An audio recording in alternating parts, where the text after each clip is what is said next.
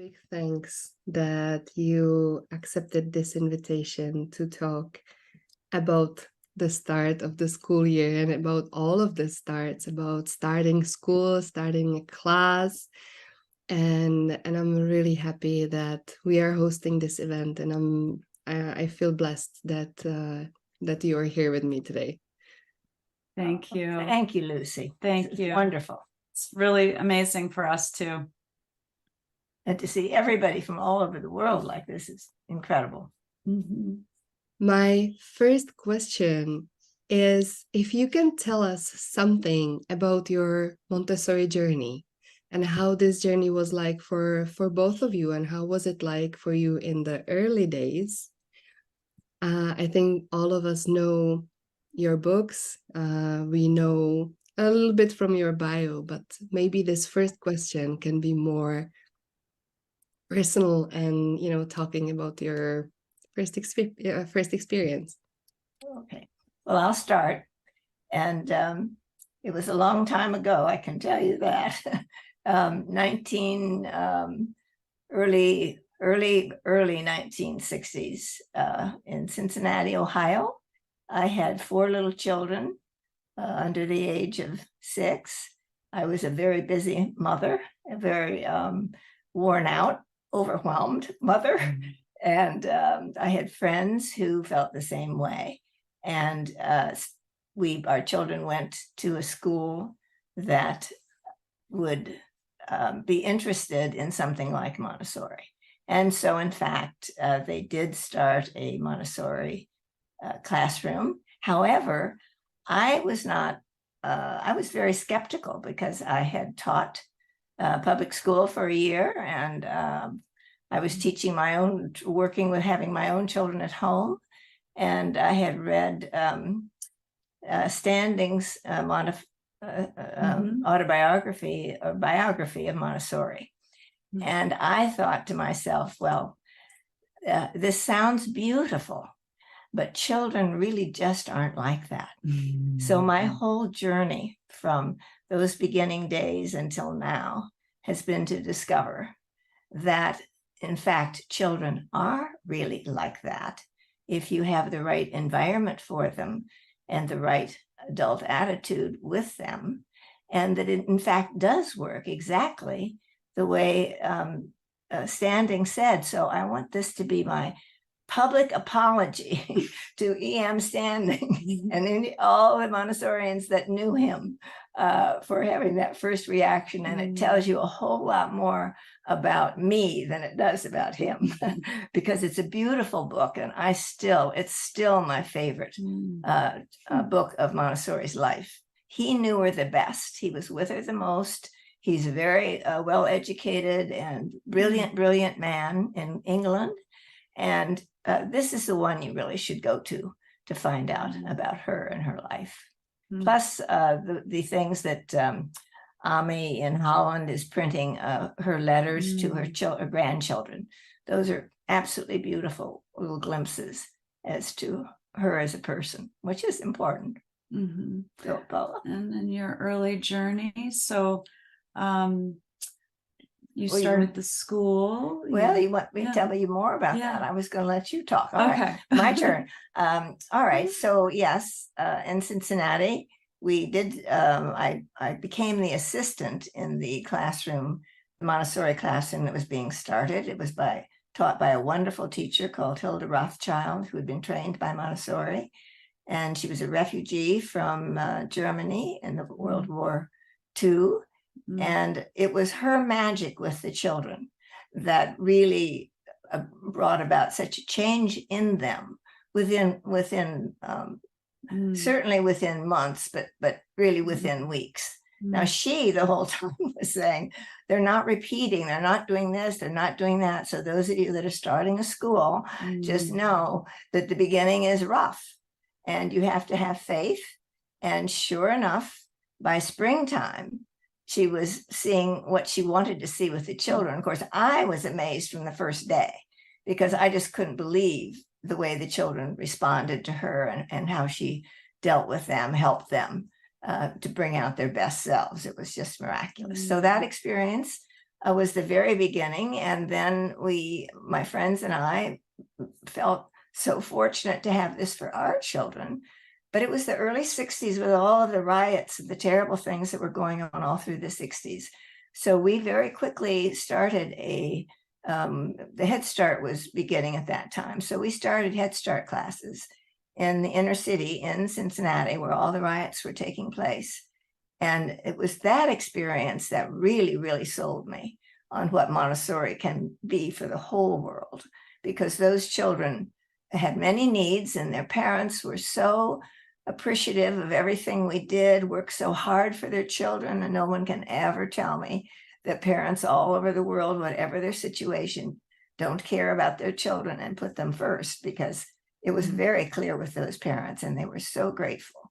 And so unfortunately, then I was so happy with everything we were doing, and we started a training class course at Xavier University for graduate students, which is still going strong, and a research program at the University of Cincinnati. But then my husband wanted to move to Chicago for his job. And of course, even today, I think the wives go where their husbands need them to go, but also the husbands go where the wives need them to go. But anyway, so we came to Chicago and my journey began there. I taught in a private school, a Montessori-like classroom in a private school. And I did that for 7 years. Now, what the great thing about that, for my experience and for today's conversation, is that every single year I had to start a brand new class of children. And they were 5 and 6 years old. It was a kindergarten class. I wasn't given full range of what to do, but I was given 2 full hours with no interruptions, could do exactly what I wanted. The rest of the time, the principal was marvelous. Malcolm Coates was his name. He was incredible and gave me all kinds of leeway to do the things that I wished. So we can talk about that later. But after that 7 years, my appetite was really whetted to see what would happen if you could have children all day long, truly Montessori, 3 age groups, do exactly what Montessori said to do, no compromises, whatever, really be authentic about it. And so we went to get, my colleague and I that started this school went to get AMI training in Milwaukee, which hadn't been available to me before. And one of my daughters, who's now the head of school at Forest Bluff, had already gotten that training in Washington, D.C. So she was the one that started our school, that we were going to be certain really followed what Montessori said.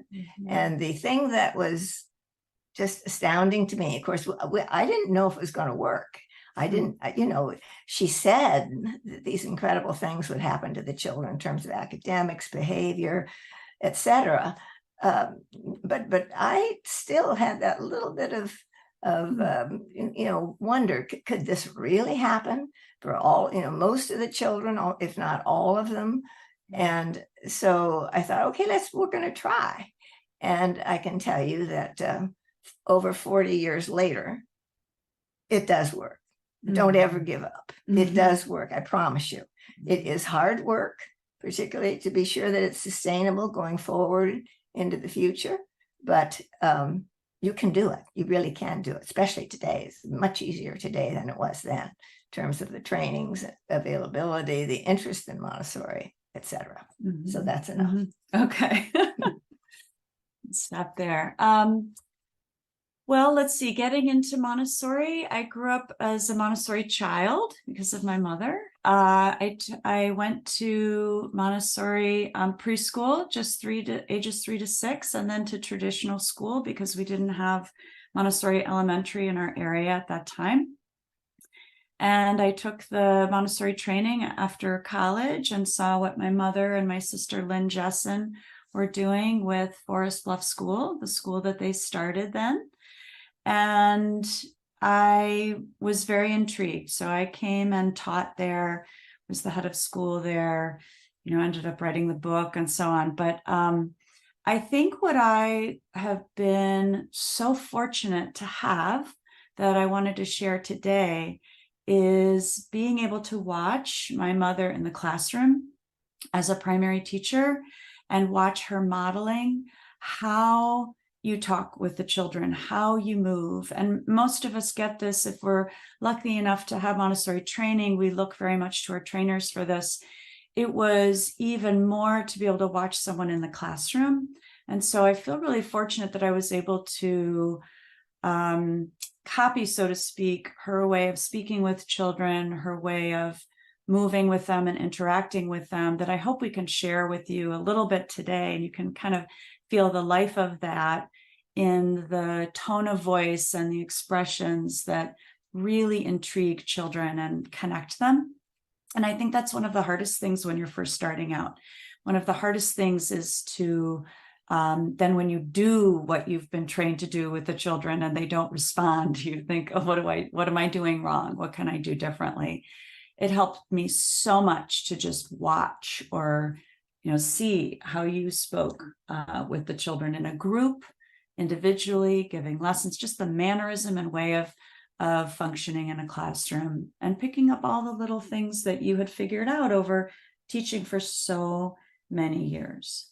So that's my Well, the only thing that I would add is, I promise you, I have 5 daughters, and 3 of them ended up being very involved in Montessori education. 2 of them at Forest Bluff, Angel and Lillard at the University of Virginia. I want to promise you, I never tried to encourage any of them to do this. That's true. Because I was struggling hard, and I knew how much work it was and so on. And I knew it has to be a passion. It has to be your soul. But lo and behold, they all ended up there. So the good Lord must have had something to do with it. Yeah. But it wasn't me. I didn't do it. It's true. It's true. We were intrigued. Okay, first I will show the book that you were talking about. It's this one, right? Yes. Yes. Thank you. Yes. So it's this one. We also put the name and the author in the chat for those who missed it. So question, when starting a school, what do you think are the most essential things to focus on? You or me? Well, I'll start with just a couple things that we've talked about a lot. And one is starting small. Keep it small, keep it simple in the beginning, and build very gradually and be very, very fiscally responsible. I think that's incredibly important. You don't want to get into a situation where you're relying on other people, especially, I think what you did with Forest Bluff is you started with yourself and a few teachers and kept the control so that you weren't relying on other people for the financial support and then having to capitulate to their desires if they're not Montessori trained.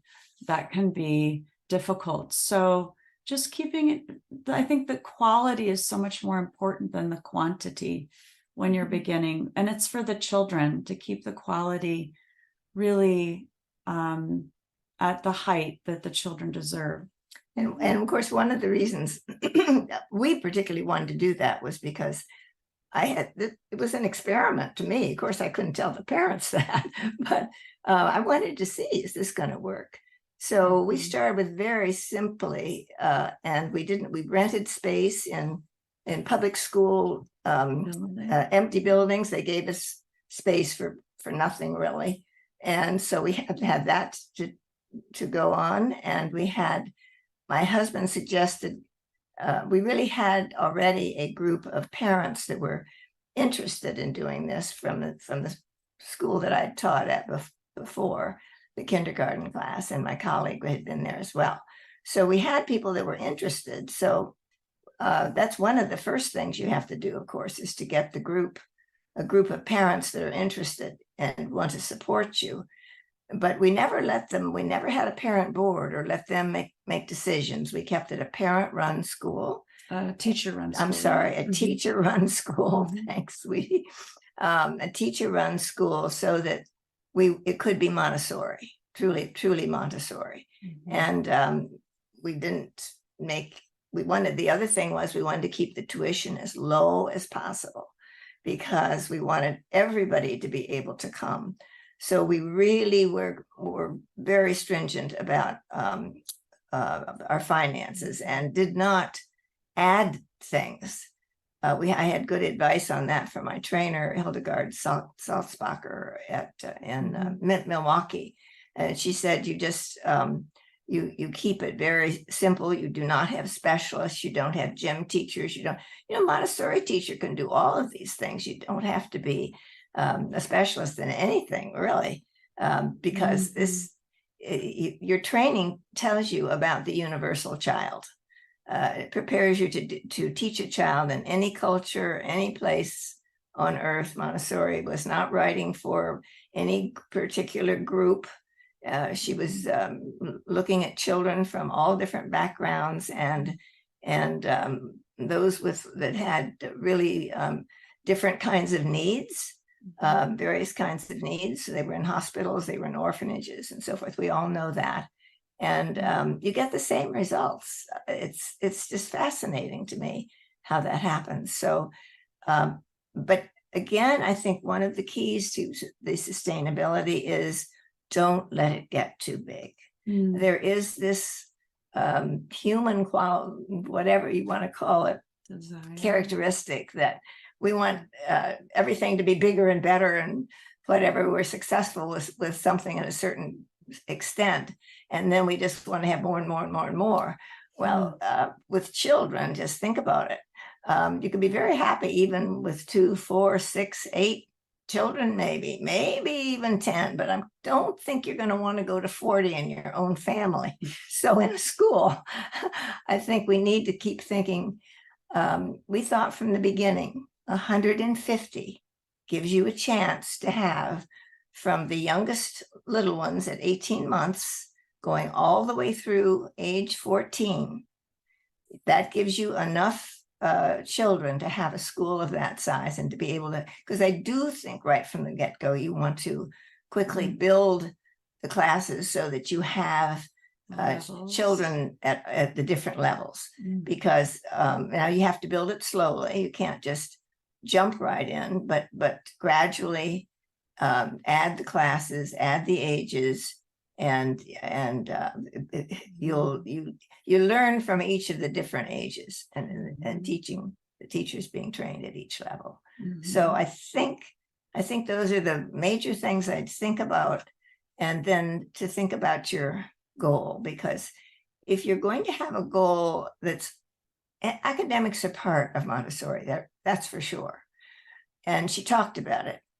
But what you're really looking for is trying to reach the human spirit within each of one of those children. So you want to, from the beginning, keep that as your focus and your mission. It's not the same as regular school and the kind of schooling most of us have had. We really want a complete human being. That's what Montessori talked about.